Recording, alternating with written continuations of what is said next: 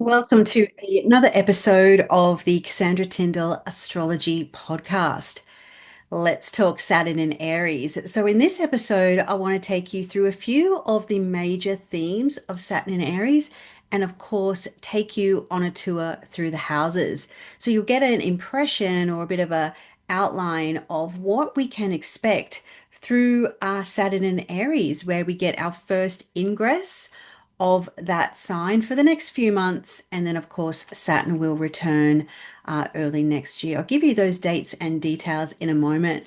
But before we get into the crux of Saturn in Aries, I want you to just think for a moment, perhaps where Saturn has been since March of 2023, and how there's maybe a significant ending, change, letting go, or turning point of some kind, as Saturn being the very last planet we can see with our visible eyes, with our naked eyes, I should say, and it hanging at the very final degree of the entire zodiac and crossing that threshold from the depth and the darkness of winter in the northern hemisphere, and then moving into the spring sign, the new beginnings of Aries. Of course, that analogy doesn't quite fit here in the Southern Hemisphere. That being said, though, we still take the same concepts.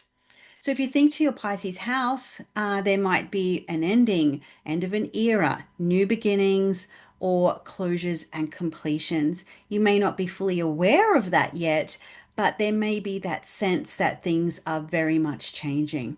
So Saturn's hanging at the end of the entire zodiac, just after a full moon in Scorpio.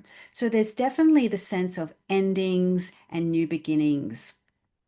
We're also in the middle of the year, which is the middle year of the decade. So I really do feel that the energy that we're in right now is very significant around the idea of turning points, endings, closures, and new beginnings. So doors opening and doors closing.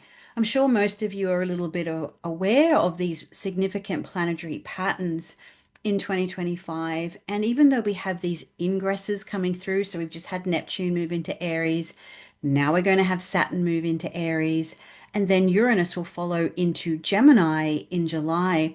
They don't stay there. So there's this idea that we get a preview or some early glimpses into these big, significant outer planetary changes rather than just being thrown into the proverbial deep end.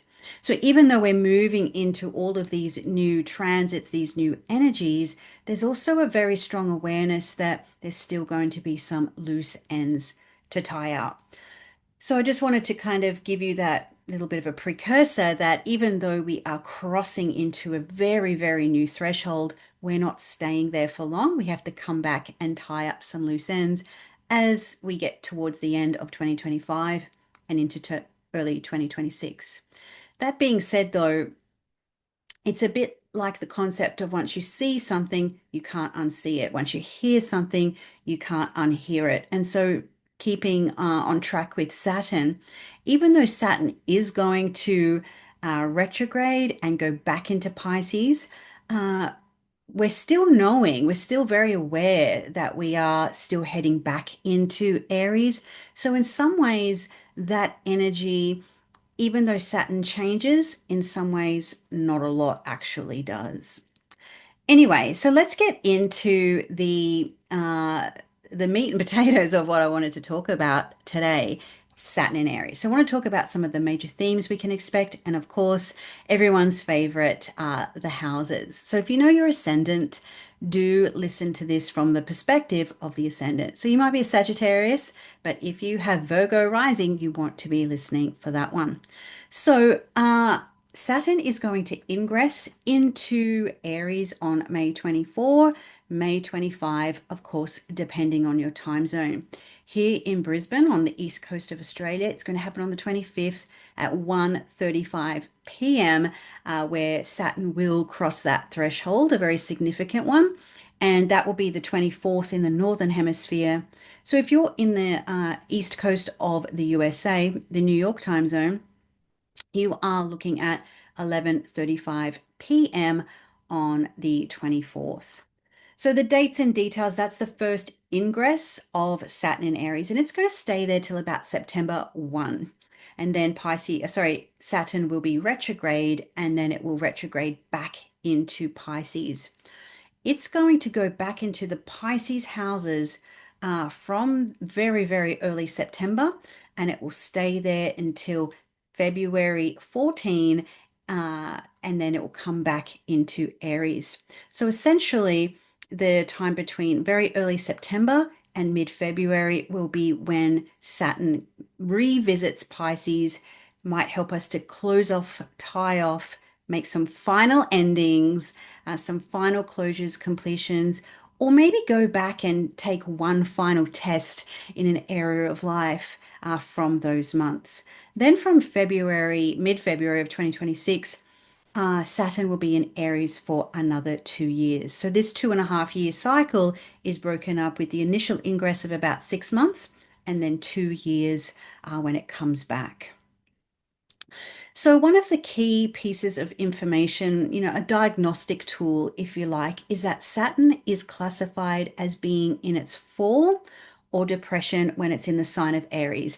That doesn't mean there's anything bad about it. There's no moral judgments. It simply means that Saturn is opposed to the position in the sky where it's seen to be exalted, which is Libra. So essentially, this means that in Aries, Saturn isn't able to perform at its best.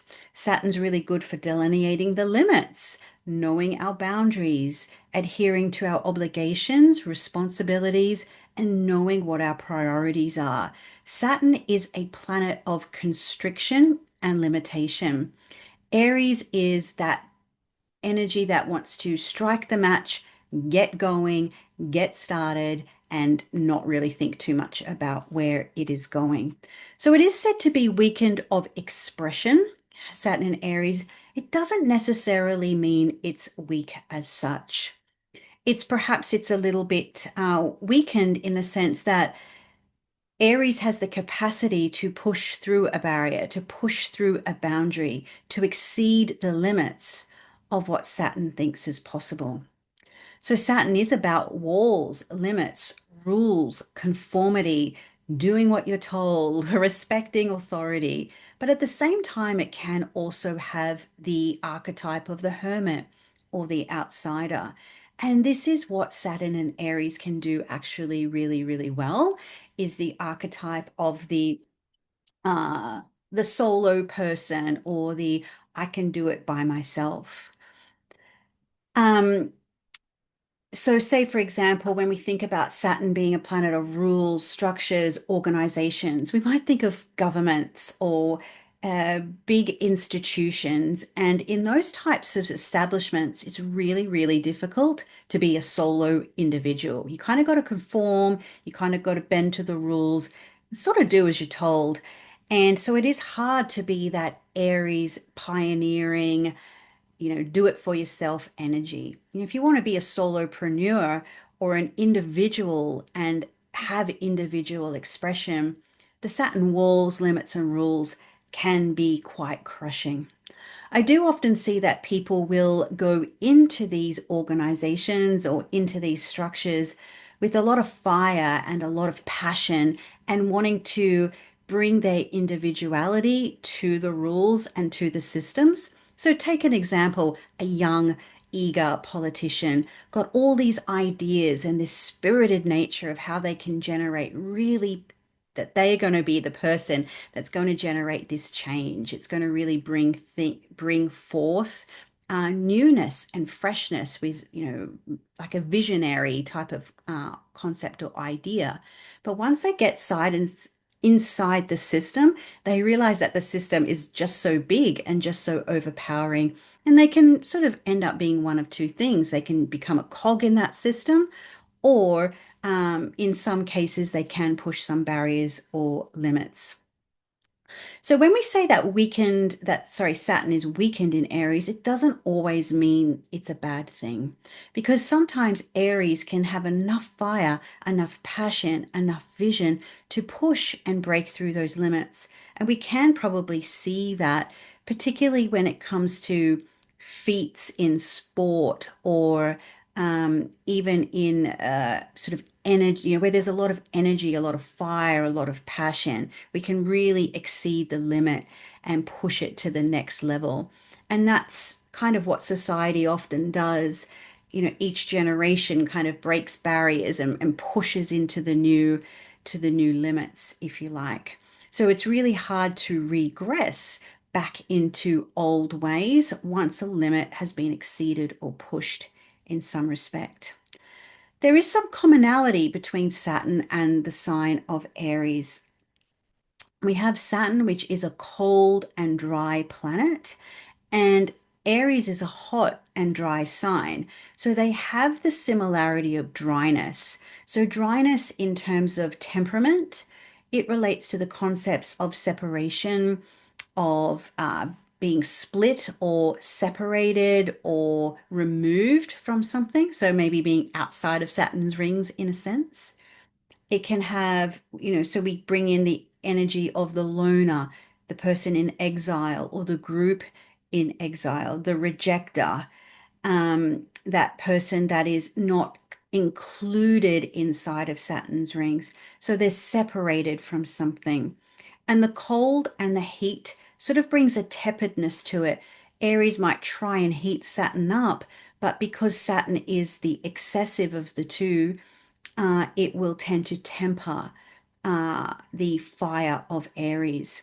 So I think one big thing to watch for in this transit is being eager to start new things only to burn out. And I think many of us can relate to that idea that sometimes we can be quick to start something, but don't always see it through. And that's what Aries does. It's quick to begin, it's a cardinal sign, but Saturn's going to demand follow through, commitment, and that quality of endurance, which Aries is just not renowned for.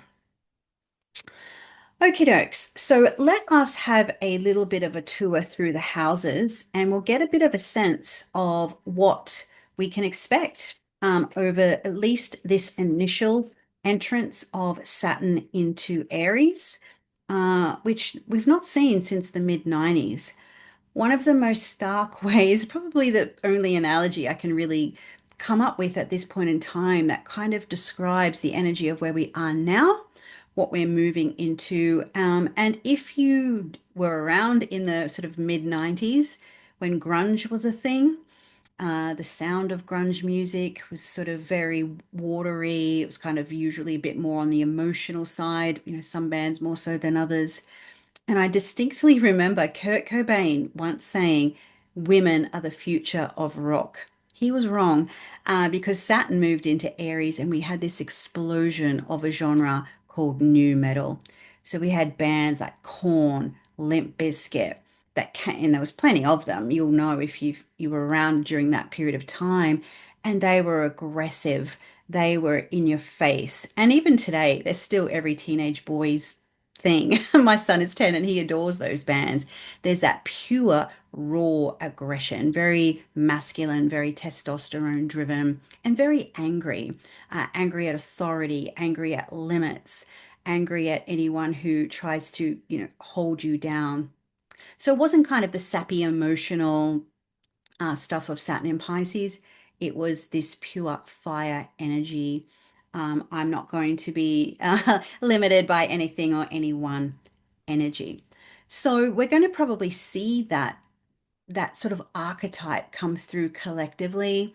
In maybe it'll come through music. I think music is very beige right now, personally. But I think we will definitely see it politically. We'll see it sort of in the mundane sphere. That's kind of what I'm leaning towards there. So let's take a look at a more personal tone and have a look at what Saturn is going to mean through the houses. So I've got a pretty much a blank wheel here on the video version, and we've got just looking at Saturn through the horoscope. I know it's a bit tricky just to see. I know I find it tricky to delineate Saturn without the co-presence of Neptune right now. I might be able to do a video about that in a future episode. about, how Saturn might lend a little bit of clarity to the initial confusion of a Neptune in Aries transit. But I think the next 2.5 years, especially, is committing to the dream and taking action. Okay, so before I talk about anyone's houses, this is my general overview of how we can really utilize. We've had a lot of inspiration, a lot of hope, a lot of energy around Saturn and Neptune and Pisces. You can sit in 100 astrology webinars, go to 100 motivational talks, or read 100 books of self-help, or listen to these podcasts that might uplift and inspire you. Very Piscean. Unless you take action on it, Mm, it's just really not going to be terribly helpful. Inspired action in particular is really the energy that moves mountains. So when we have Saturn and Neptune co-present in the sign of Aries, which is one of the most inspiring fire, hot, action orientated energies that we do have in the entire zodiac, this is ripe territory to commit to a dream and act on it rather than just be inspired by it. So that's my hot take for everyone. But anyway, let's go into the houses. Obviously, Aries is going to be first up, and this is a big deal for you. What I like about, no matter what sign it is, what I like about Saturn coming into the first house for people, it's a real clean slate. It's a real renewal of focus and clarity. It's not always easily won, though, to be honest. It's going to ask you some pretty tough questions, and getting very serious about yourself and what your priorities are. This isn't the time to be dilly-dallying around or trying to find yourself. There might be time for that later, but this next 2.5 years is a real new slate being wiped clean.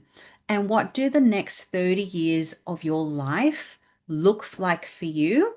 And what responsibilities do you want to take on in that department? And what responsibilities are you ready to let go of?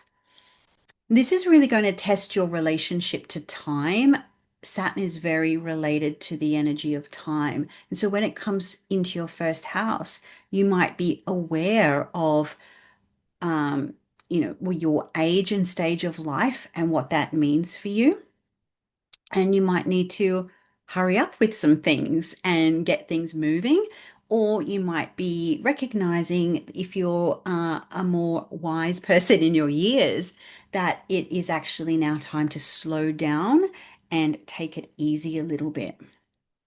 So, because the first house is primarily about the body and everything to do with you, there can also be situations where there might be health flare-ups, potentially, God forbid that there's some chronic flare-ups that are going to take some time to deal with. So if there's been something lying beneath the surface, Saturn can bring it up and out, and you need to take responsibility for it.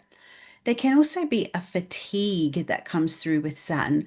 While Saturn can be very clarifying and when you can see something, you can deal with it. But there's also a heaviness, a pressure, a weight with Saturn that you may still have to deal with. And that could be just through hard work, grinding, really taking life more seriously than you might have done so before. Um, this may not be everyone's cup of tea, but this can be a skinny transit. If you want to lose some weight, if you want to take care of your body better, if you want to get fit, you want to get healthy, this is a time to practice the constriction that is required. This might be about learning to saying no to certain foods that don't align with your goals or the way that you want to feel. It might be saying no to certain opportunities. The energy of Aries rising is very much about saying yes to all the things, This is going to be about you being more particular about what you're willing to take on and what you want to be responsible for. So, some Aries people are going to want to take on more responsibility because maybe it's that time of life. Maybe things have changed and you realize you've got to pull up your proverbial socks a bit. For other people, it might be that realization, oh, I've got too much on my plate. I've taken on too much. I have to reconfigure what being responsible looks like and what my priorities are. So that's where the clarity comes from. It's really understanding your age and stage, your position, and taking the right action for you. Um, so I think that's what all I will say about Aries rising. For some, it's going to be about containing the fire for the long haul. And for others, it might be realizing that you need to really stoke it a little bit and really work towards something that is meaningful and that you're willing to actually commit to. Now, let's take a look at Taurus. So for Taurus risings, you have Saturn moving through your 12th house. In traditional astrology, Saturn is said to find its joy in the 12th house. So, this is going to be a period of time of facing the inner self. It can also be a time of isolation and needing to be alone more often than not. When Saturn moves through the 12th house, this is where you sometimes want to think about the inner workings of your psyche, of life, and the world. And usually need to do those things alone. It's not the most social period of time. So you might find that you step back from your social life a little bit.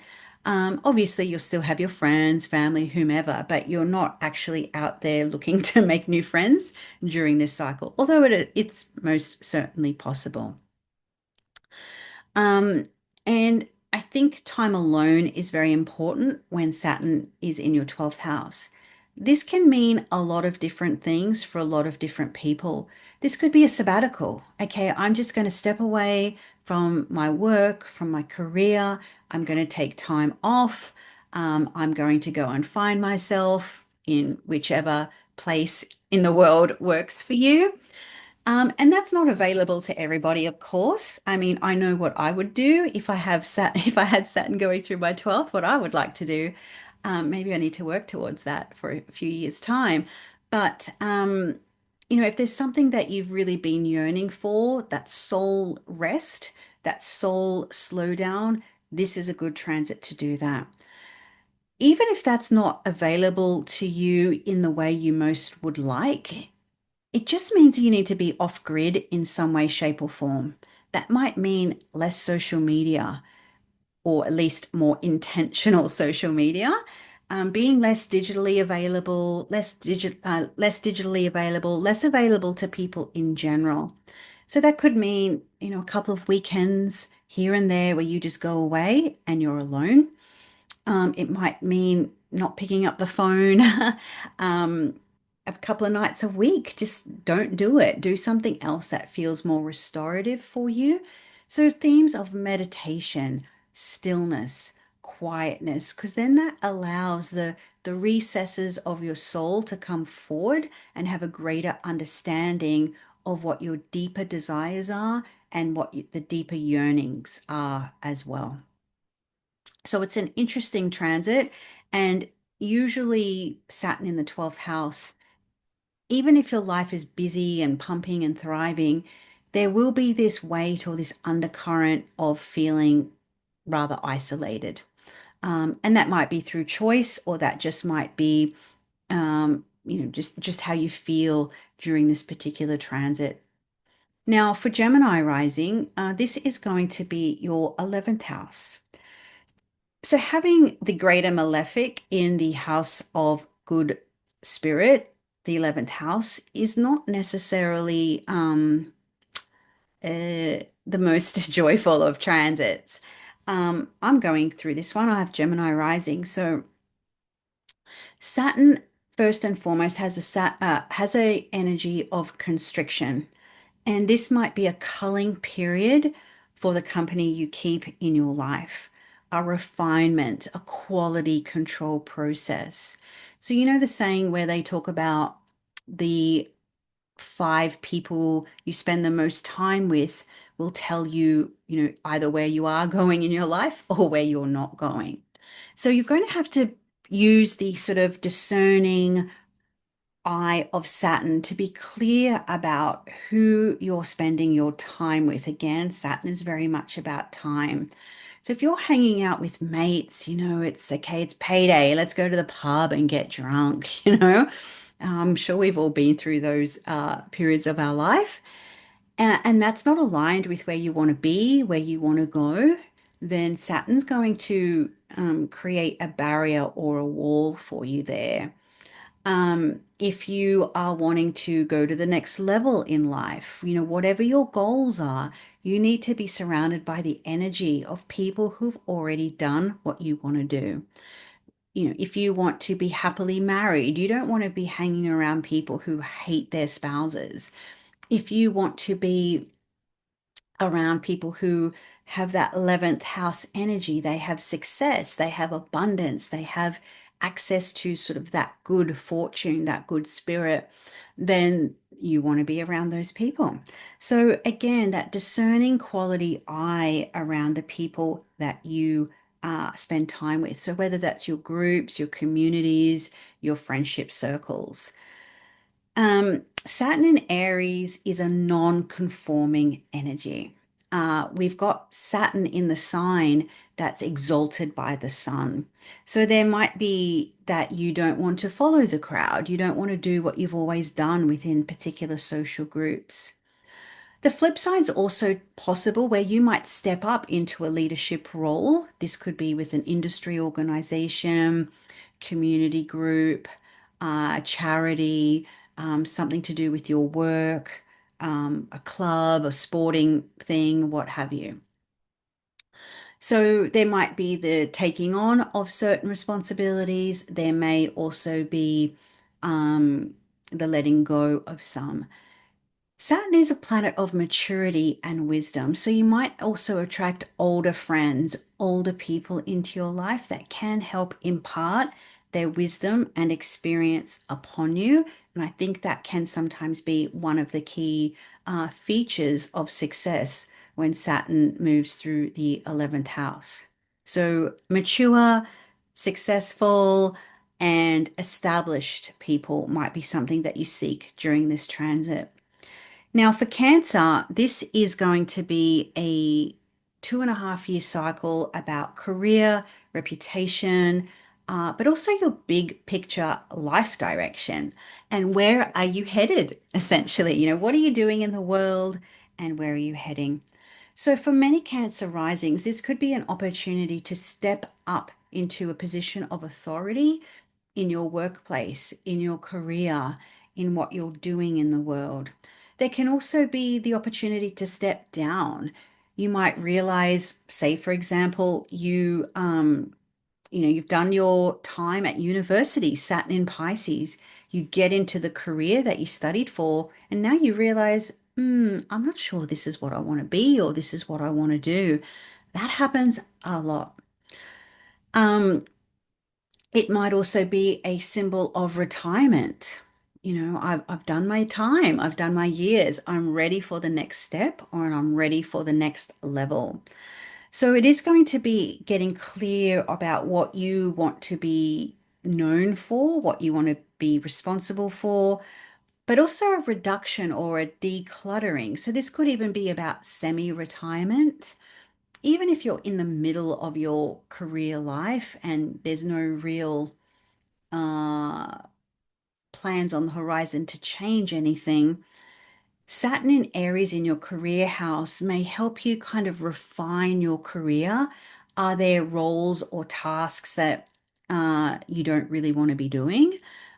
Can you take on more responsibility? So as you get higher up, for example, or if you're self-employed, this might be about outsourcing certain tasks so you can really be the master, take on that mastery, take on that person of wisdom, and really be at the head of your business or the head of your organization or what have you. It is constricting, it is re about decluttering, but it isn't necessarily about just getting rid of stuff. It's about streamlining, refining, so your skills, wisdoms, and talents are best utilized. So it's if you have mastery around a particular area, be that master. So that might mean not doing the menial tasks anymore, and stepping up into that position of authority or stepping up into that wisdom. Hey, I'm qualified, I've done some time, and I'm going to earn my place here. It's a powerful and potent time having Saturn in the 10th house. It can also be a bit difficult as well. It could just be a bit of a grind career wise. There's also that potentiality of not feeling the appreciation, a lot of work, a lot of responsibility, but not much recognition for that is also very possible.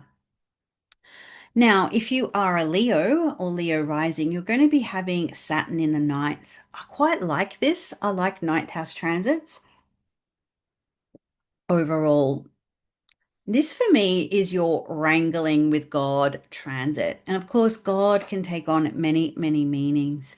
This could be about reestablishing your commitment to faith, to belief, to a broader perspective. This might also change or challenge your worldview, your perspective on life.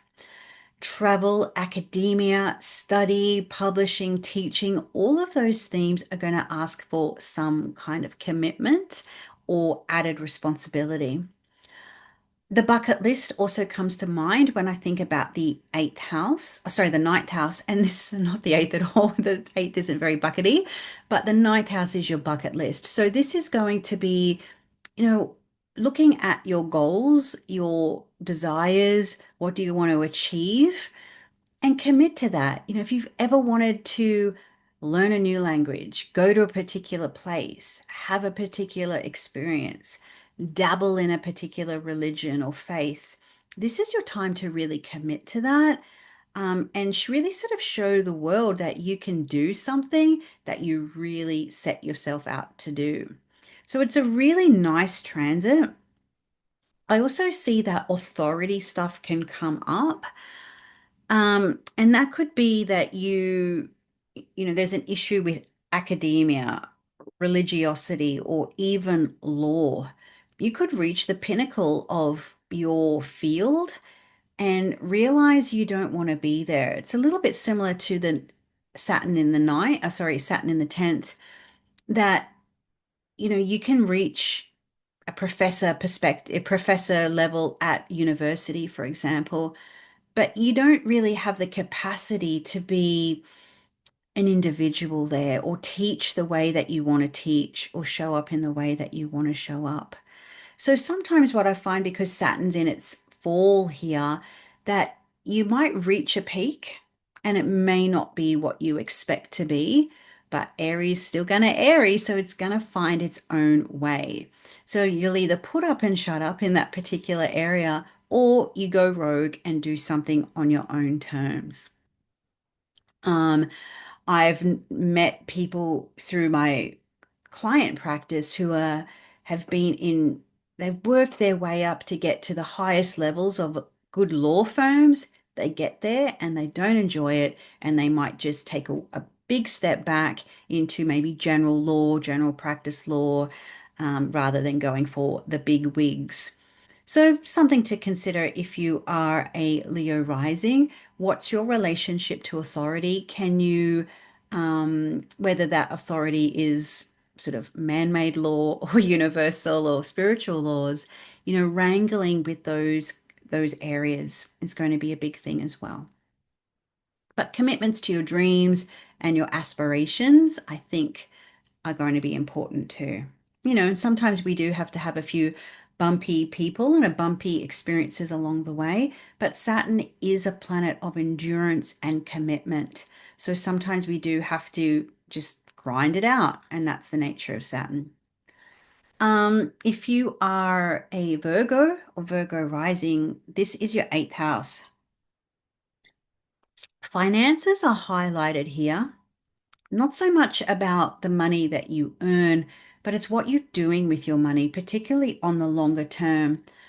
Saturn is a longer term planet. It's the slowest of all the traditional planets. So it might be more about your debts and taxes, investments, than it is about cash flow.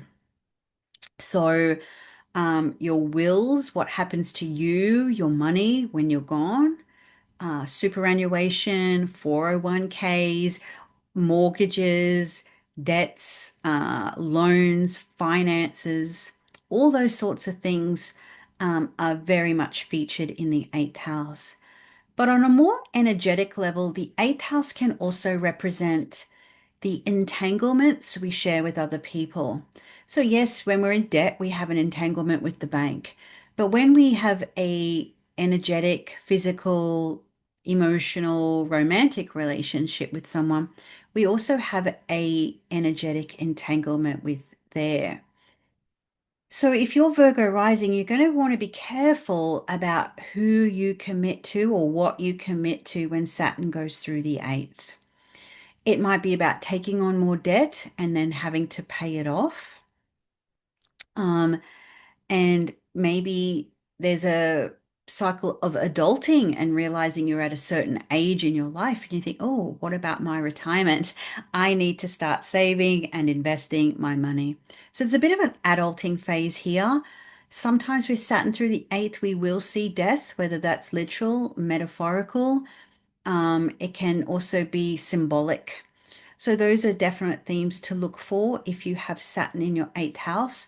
It's not a fun transit, that's for sure. But we all go through it and we all get through it.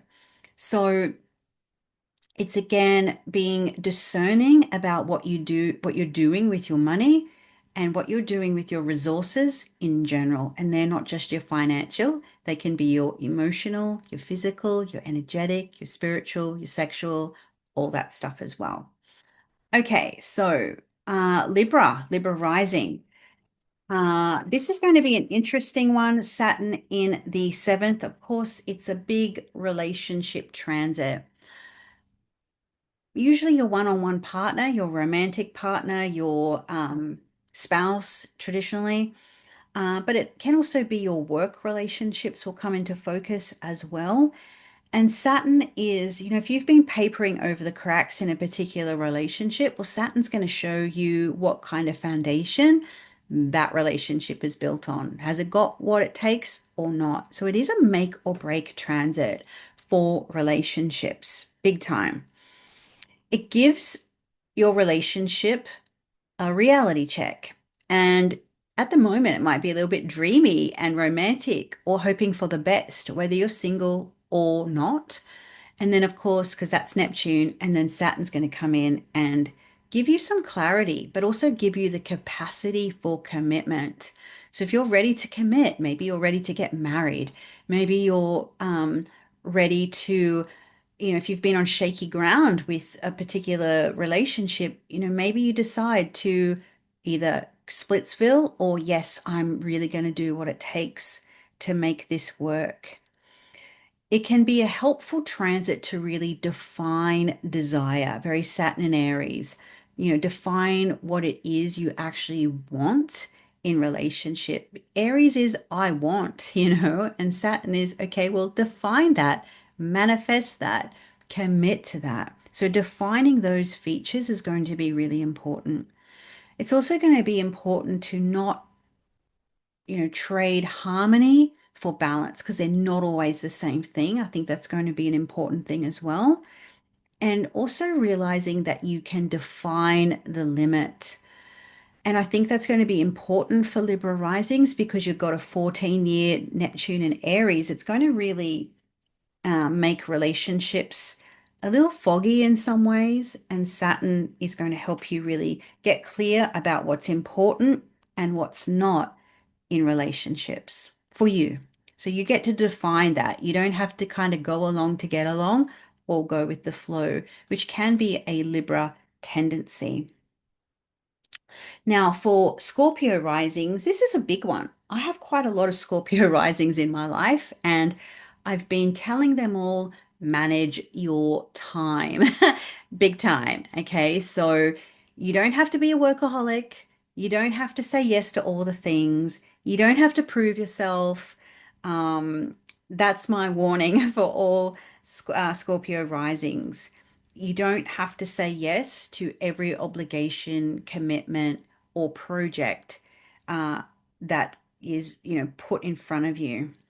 So it is really about being mindful about what you commit to. And I mean, this is kind of Saturn in Aries in a nutshell for everyone, essentially, because Saturn in the house of slavery, traditionally speaking, the house of service, the house of daily grind and hard work.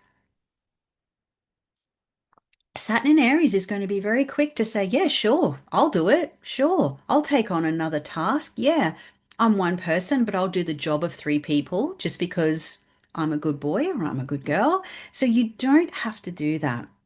I think it's also important with Saturn in Aries, for this configuration is you can pull your energy back.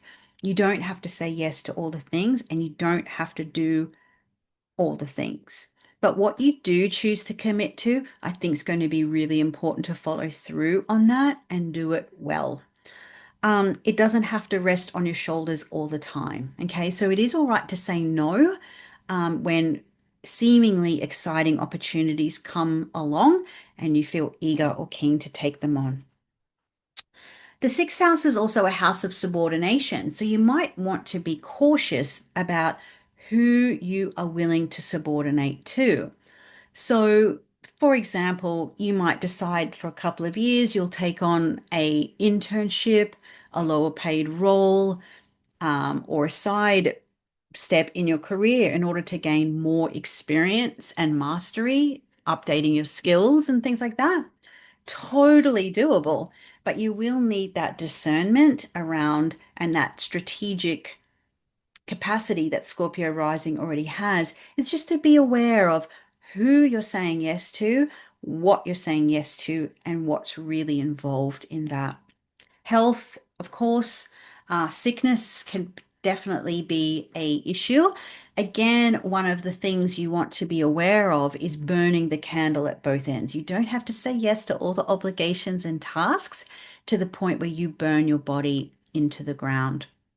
So, discernment, caution, take action, yes, but you don't have to say yes to everything, but what you do, you will benefit greatly if you commit to it. Now, if you are Sag or Sag rising, this is seemingly a bit of a buzzkill transit, to be honest.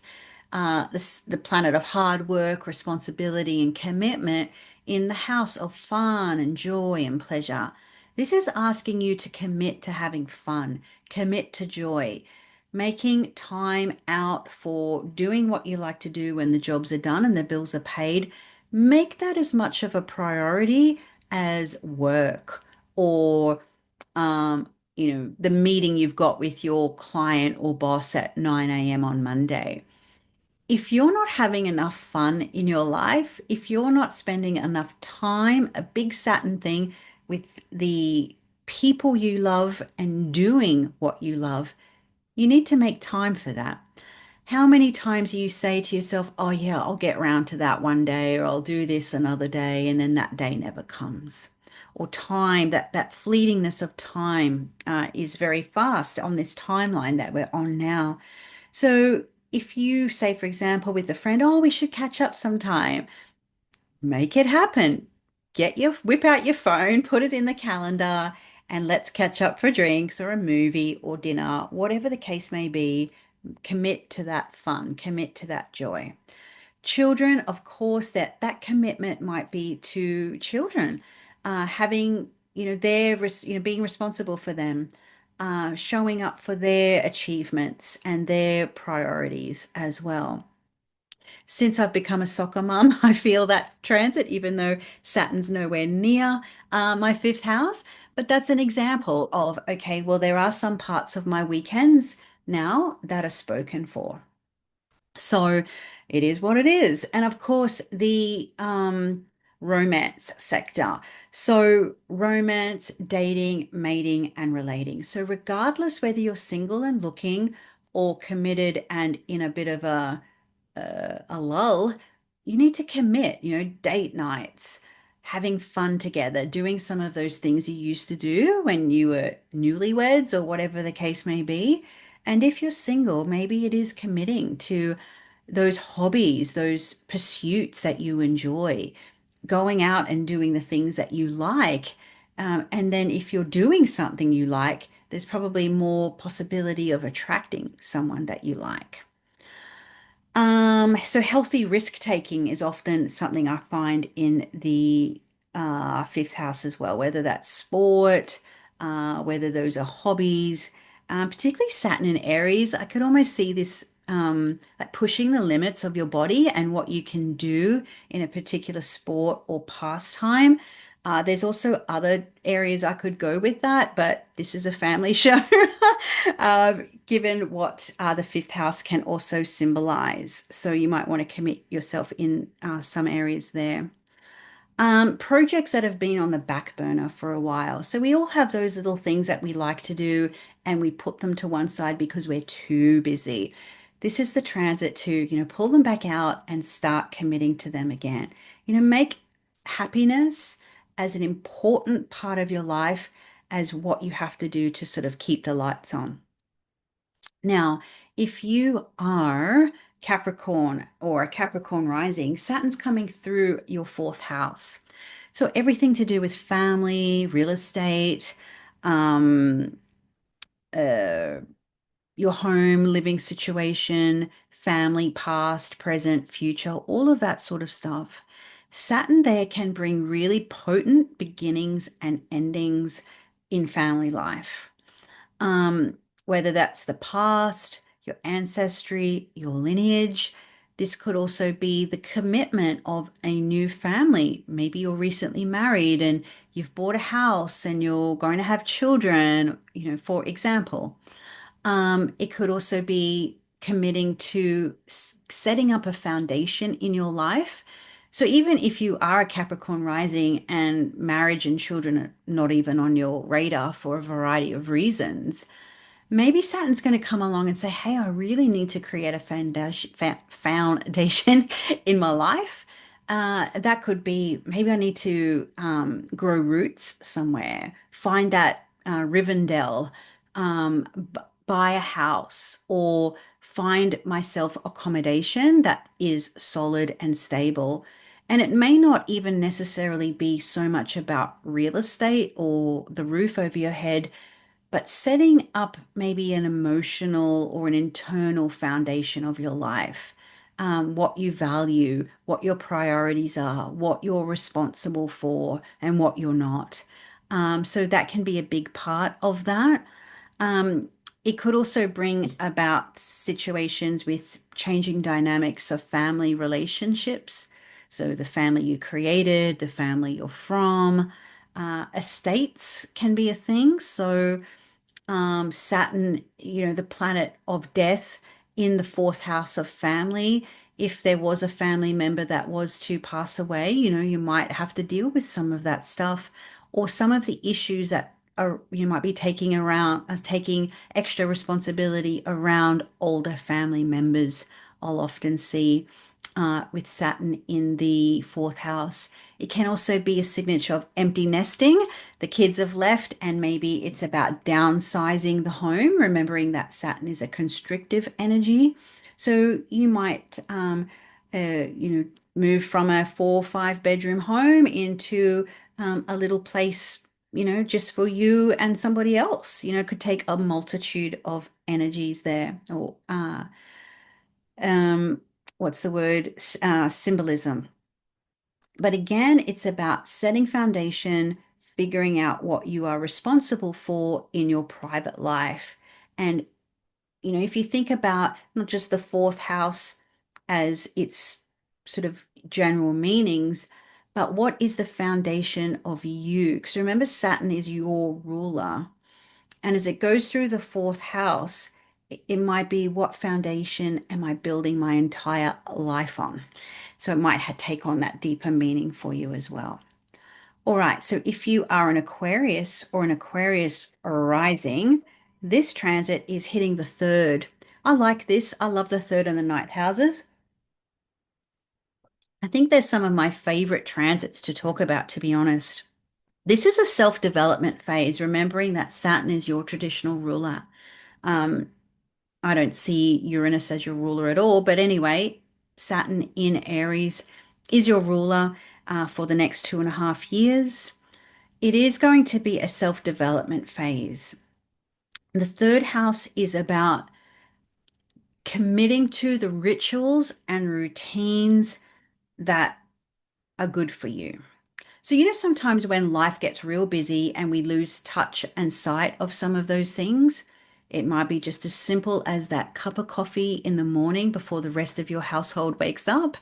It might be, oh, yeah, I really love reading, or I really love doing a Pilates class 3 times a week, or I really liked the garden, whatever it is that you need to do on the daily that keeps you sane and keeps you happy, and it just is a non-negotiable. It really is about committing to that. Sometimes life gets busy, sometimes life gets mundane and dull. Saturn here can help you bring, because it's the house of the goddess, opposite the house of the sun and God. Life takes on more meaning in the little things done with purpose. And so if you're just kind of going through the motions, Saturn in the third can help you go, yeah, well, I might only just be driving to work, but you know, I'm journeying to fulfill my vision in the world, so to speak. So sometimes it can be about changing your mindset and developing the grind or the mundane, which Saturn can bring, and finding purpose in that, or developing your mindset, your mental mastery. The third house has a bit to do with communication, your mind, short distance travel, your neighbors, your siblings. I find sibling problems can come through when malefics go through the third house as well. Committing to daily spiritual practices with meaning and purpose. So, this might be, hey, I've always wanted to write a book, or I've always wanted to learn more about XYZ subject.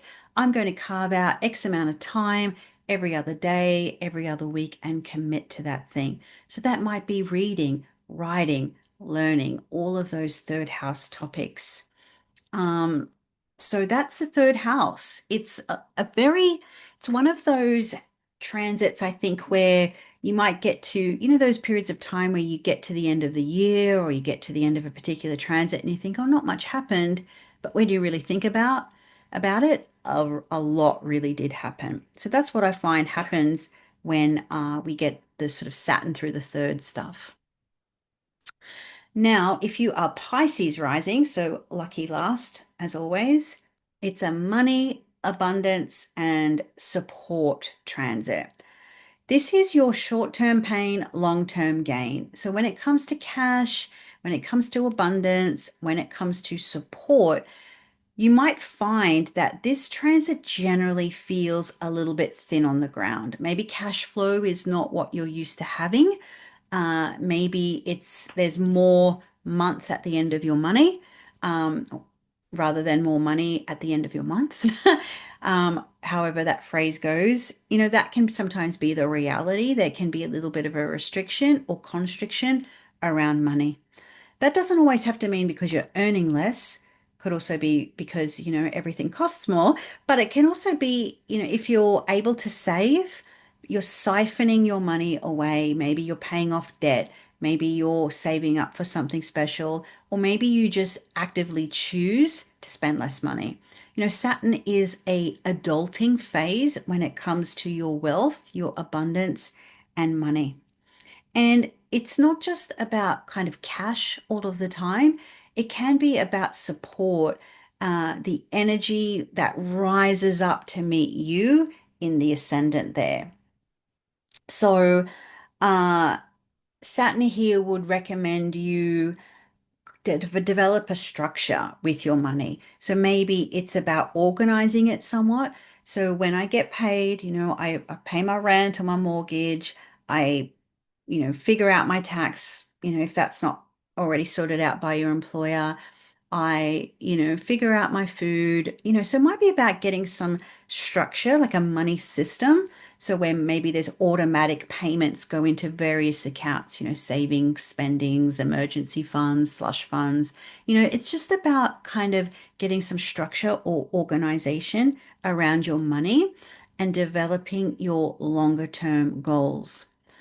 Now, you've just had Saturn go through your first house, so you've learned a lot. Things have been challenging, things have been tough, and you've probably hit a few goals in life with Saturn there. So now what are you going to do? It's about kind of transforming those hard-won lessons of Saturn in the first and perhaps manifesting or creating some wealth or abundance by making wise financial decisions.